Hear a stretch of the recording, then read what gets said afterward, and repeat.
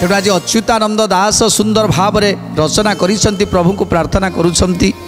जेतेबेले दुष्ट मानकर प्रादुर्भाव बढ़ी जाए सेतेबेले आपण भक्त मान को रक्षा करिबा पाई ए जीव जगत को रक्षा करिबा पाई धरारे अवतरण नियमती आउ दुष्ट मान को विनाश करी धर्म संस्थापन करती जेमिति कि कंसर उपद्रव बढ़ीगला आउ से कंसर उपद्रव में जिते समस्ते त्राही त्राही डाकिले सेतेबेले आपण ए कृष्ण अवतार को धारण करिसंती आउ आज मानवीय लीला प्रकट करुछंती ए मर्त्य रही जे आपण आज विवाहर सरी जाइछि आपणकर तेणु आज लक्ष्मी नारायण स्वयं विराजमान करिसंती ए मर्त्यपुर रे तेणु आज आपणक कथा लिखि मु धन्य हो जाइछि तेणु आज प्रभु को प्रार्थना करुछंती हरिक चरित जेहु धरे हृदय रे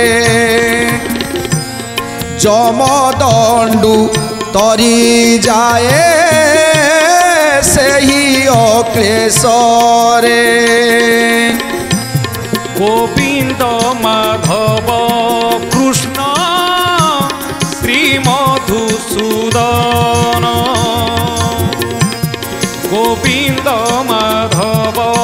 कृष्ण श्री मधुसूदन अखिल जोगी पुरुष जेउ नर हरि ताहाकु सर्वदा हृदय चिंतन नारी ताहाकु सर्वदा हृदय चिंतन नारी ताहाकु सर्वदा हृदय चिंतन नारी। ए मनुष्यर जीवनटा होछि स्वल्प समय केतेबेले कार निश्वासटा बंद हो जीवो किए जाने यही अच्छी जीवन यही नाही तेणु निश्वास को केबे विश्वास करने कथा नुहे केतेबेले कौ मुहूर्त भी चली जाई पारे तेणु सेइथिपाई आज अच्युतानंद दास सुंदर भाव में रचना करिसंती ए जगतर नरनारी माने ये मनुष्य जीवन दुर्लभ जन्म